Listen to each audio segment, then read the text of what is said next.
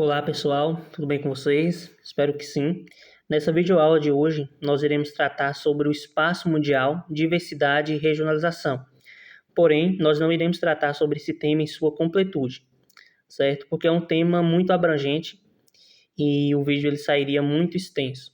Quando a gente está falando sobre espaço mundial, diversidade e regionalização, nós estamos falando sobre a diversidade de regionalizações às quais o espaço mundial foi submetido ao longo do tempo, certo? Logo, isso implicaria em a gente falar sobre regionalizações que envolvem aspectos econômicos, que envolvem aspectos sociais, aspectos políticos e aspectos naturais, certo? Então, como eu falei, o vídeo ele ficaria muito extenso, então hoje nós iremos tratar especificamente sobre a regionalização do espaço mundial em continentes e oceanos, ok? Então, primeiramente, é importante que a gente saiba o que são continentes. Então, continentes, eles são as terras emersas da crosta terrestre que não estão cobertas por águas e que são limitadas aí pelas águas dos oceanos e mares. A essas terras emersas aí a gente dá o nome de continentes, ok? Então, o planeta Terra ele pode ser regionalizado em continentes considerando dois critérios: o critério geográfico-geológico e o critério histórico-cultural, certo? O critério geográfico-geológico, como o próprio nome já sugere, ele considera a distribuição das terras pelo globo, ele considera a distribuição desses continentes pelo globo. E o critério histórico-cultural, como o próprio nome também já indica, considera a história e a cultura dos povos que habitam essas terras emersas, que povoam essas terras emersas, ok? Então, de acordo com o critério geográfico-geológico, que, como já foi mencionado, ele considera a distribuição das massas continentais na Terra, existem 4 grandes continentes, que são o continente euroafroasiático, o continente americano, a Oceania e o continente da Antártica, certo? Então, de acordo com o critério geográfico-geológico, existem esses 4 grandes continentes, ok? Então, como vocês podem observar, aqui nós temos a união. Aqui nós temos a união da Europa, da África e da Ásia, certo? E por que, de acordo com esse critério, o continente europeu, o continente africano e o continente asiático são tidos como um único continente? Porque, se a gente for observar no globo, no mapa, esses 3 continentes eles estão ligados, certo? A gente vai analisar o mapa aqui.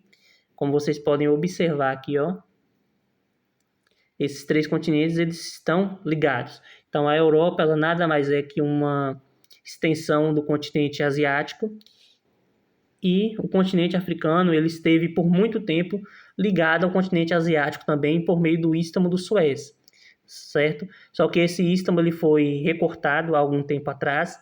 Foi construído um canal que permitia ali a navegação entre o Mar Vermelho e o Mar Mediterrâneo. Só que por muito tempo o continente africano ele esteve ligado ao continente asiático por esse istmo do Suez. E por essa razão, de acordo com o critério geográfico-geológico que considera a distribuição das terras pelo globo, o continente africano, o continente europeu e o continente asiático eles formam um único continente, que é o continente euroafroasiático, ok?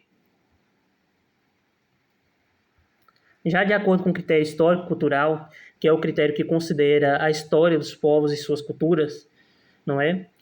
A gente tem que as terras emersas do globo terrestre são divididas em 6 grandes continentes, que são a Europa, a Ásia, a África, a América, a Oceania e a Antártica, certo? Então, de acordo com o critério histórico-cultural, nós temos 6 continentes. E aqui, diferentemente do continente geográfico-geológico, nós já temos a Europa, a Ásia e a África sendo entendidos como continentes diferentes. Por que isso acontece? Porque esse critério ele não considera a distribuição das terras, mas sim a cultura e a história dos povos. E a cultura e a história do povo europeu, do povo asiático e do povo africano são muito distintas. E a gente sabe que são muito distintas. Então, seria um equívoco enorme considerar essas 3 áreas, essas 3 grandes áreas do globo como um único continente, certo?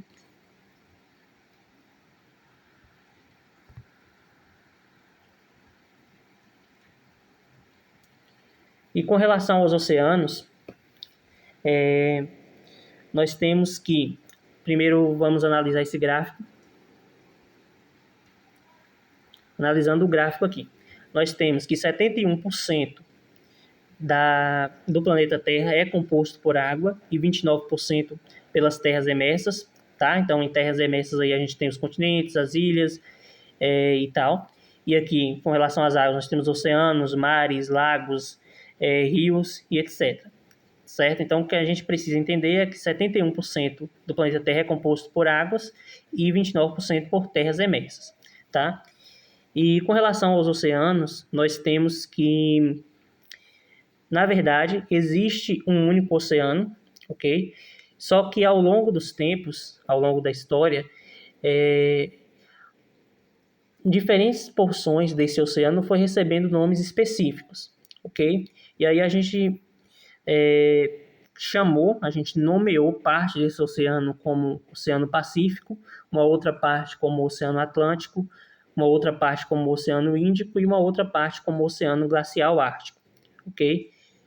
Nesse sentido, o Oceano Pacífico ele é o maior de todos, com mais de 179 milhões de quilômetros quadrados. O Oceano Atlântico é o segundo maior, com mais de 92 milhões de quilômetros quadrados. O Índico é o terceiro maior, com mais de 74 milhões de quilômetros quadrados. E o Glacial Ártico é o menor, com mais de 14 milhões de quilômetros quadrados. Então, com relação à área dos oceanos, elas totalizam mais de 360 milhões de quilômetros quadrados, ok? Então é isso, espero que vocês tenham gostado, que essa aula tenha contribuído com a aprendizagem de vocês. Se gostou, pode deixar o joinha aí, comentar, compartilhar. E em caso de dúvidas também podem deixar suas dúvidas aí que eu estarei respondendo, ok? Obrigado a todos que acompanharam até aqui e até a próxima.